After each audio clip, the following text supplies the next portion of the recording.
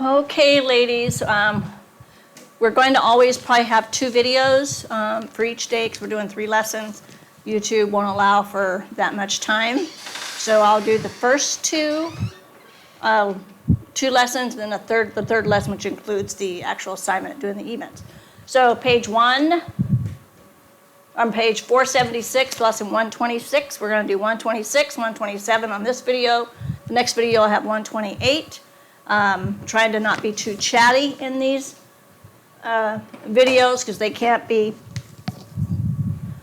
too long. So here we go.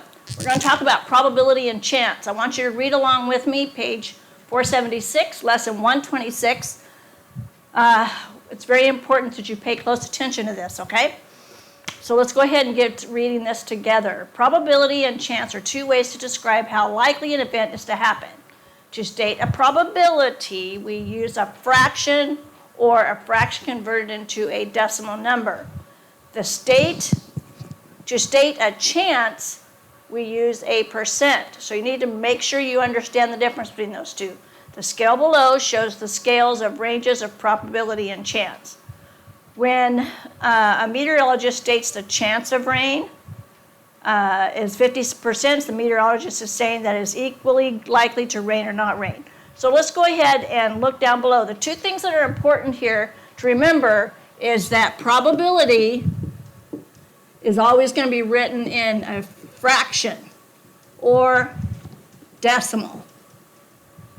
And chance is always a percent.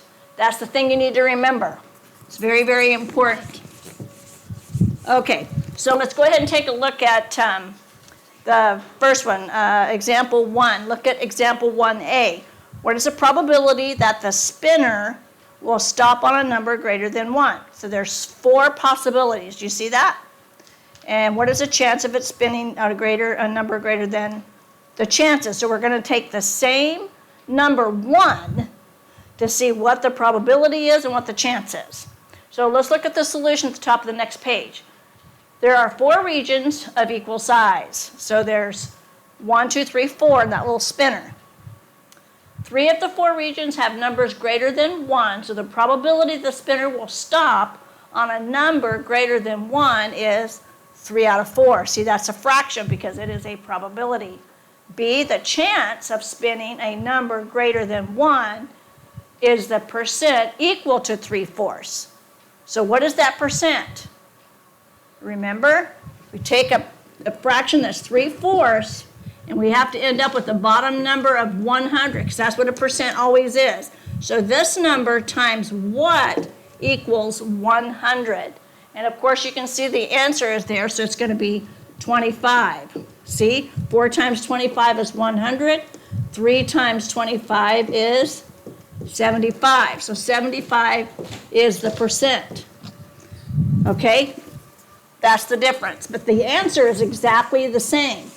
The probability and the chance is the same. Now then, let's look at the first practice problem. What is the probability that a spinner will stop on 3? If you look, the probability of it, how many regions are there? Just like we looked at the 4, we didn't look at the dice, but you can read through the dice. Example 2. There's 5 spaces. So what is the probability that the spinner will stop on 3? So it's what? 3 out of 5, which is 3/5, correct. Or I'm sorry. It's a 1 out of 3. My bad. Okay, so but I bet you girls caught my mistake. So let's look at B. We're going to have asked the question, what is the chance of spinning a 4? There's 5 regions, and we're looking for the 4. 1, 2, 3, 4, 5. So it's 1.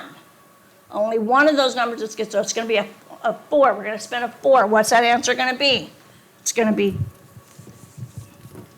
20%. Because remember, how many? We're going to break it down into 100. 20, 40, 60, 80, 100.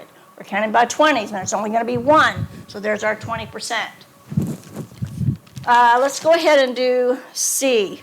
C says, what's the probability of a spinner on an even number? So how many even numbers are there? 1, 2, 3, 4, 5. There are 2. 2 and 4 are the 2 even numbers. So what is the probability for the spinner to land on that? The probability, remember, probability.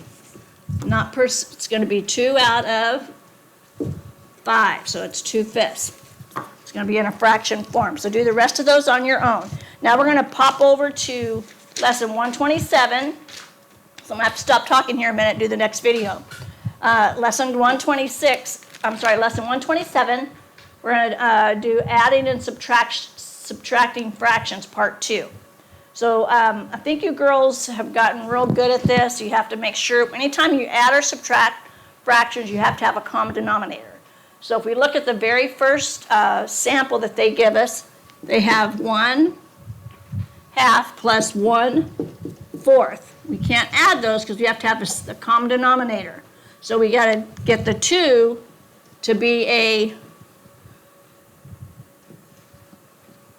4. So what do we multiply 2 by to get a 4?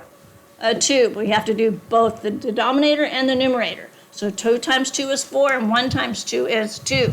So now, this 1/2, which is the same as 2/4, so we have 2/4 plus 1/4 equals 3/4. Okay? Go ahead and finish up the rest of those.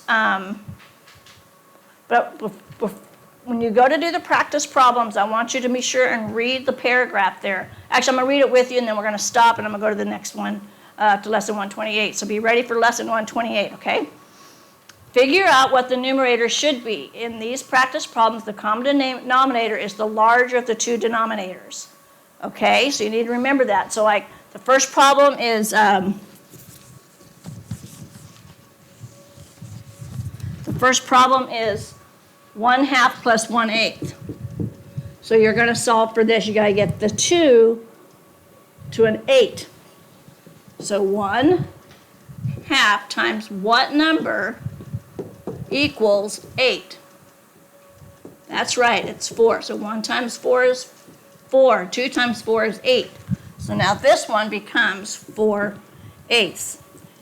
And because you girls are so smart, you probably already figured it out in your head, okay? So let's go ahead and I'm going to stop this video and we're going to pop over and be ready for lesson 128.